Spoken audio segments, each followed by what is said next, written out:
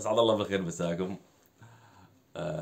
جميل جدا حقيقة الشعور بالأمان أن تتحدث بعض الحقائق والوقائع، وأن تشعر بالأمان والطمأنينة وأنت خارج البلد، من أجل شيء واحد: أنك ما تهمش الباص المعكس عند الباب، ولا طق مدجج، نظرا لطرحك لمناقشة مواضيع فيها فساد، تتضارب المصالح مع البعض، والبعض يشيع عنك أنك مخبر وأنك عميل وأنك وتبدأ الإشاعات هذه مجرد أن يسجنك وبعدين نتفاهم.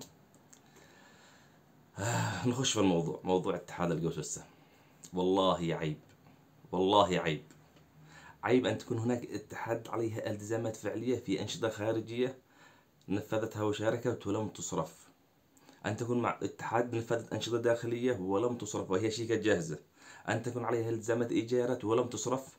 ليش؟ لأنه ما فيش حد مستفيد.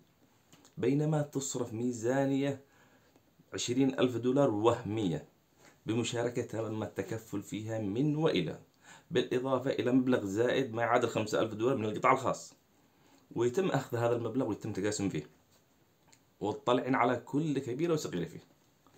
أنا لحد الآن لم أذكر أسماء، بالرغم أن احنا نعرف من الشخص الذي صرف الرئاسة، ومن الشخص الذي نسق، وكم استلم كل شخص، ومن الناس الذي استلموا داخل الوزارة، سواء من الطبقة الأولى والطبقة الثانية والطبقة الثالثة. ليش الفوضى هذه؟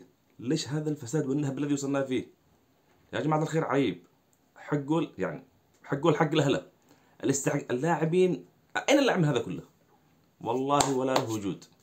مش معقول مبالغ لما لو تدخل في التفاصيل فيها، يا أخي حرام. الموظف عندنا مش لاقي، يعني المشكلة يتكلم على حقوق يقولوا هذا بيشتغل مع الطرف الآخر، خلونا من جوانب الموظف وحقوقه.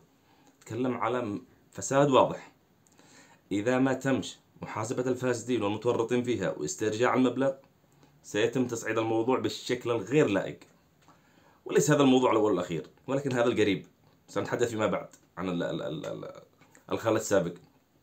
أتمنى أن ينظر للموضوع يعني بعقلانية، ويتم معالجة الموضوع. أنا هنا ما ليش طرف ولا لي مصلحة مع أي طرف سياسي، والكل يعرفني ناقد من زمان اليوم. يهمني وزارة الشباب والرياضة واللجنة الأولمبية والاتحاد الرياضي، مواضيعي في هذه الدائرة فقط.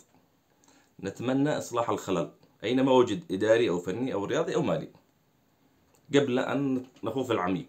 شكرا.